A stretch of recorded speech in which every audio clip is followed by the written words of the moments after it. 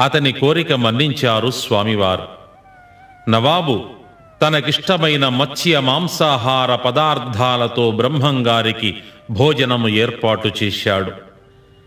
ఆ మాంస పళ్ళెంపై బ్రహ్మంగారు నీళ్లు చల్లారు. మరుక్షణమే ఆ మాంస పదార్థాలు మధుర ఫలాలుగా మారిపోయాయి. నవాబు క్షమించమని ప్రార్థించాడు. అతణ్ణి అనుగ్రహించి మంత్రోపదేశం చేసి తన శిష్యునిగా స్వీకరించారు బ్రహ్మంగారు.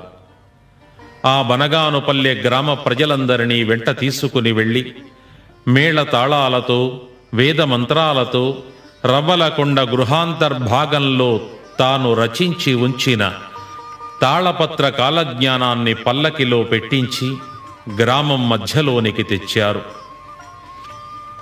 అక్కడ ఒక పాతర త్రవ్వించి దానిలో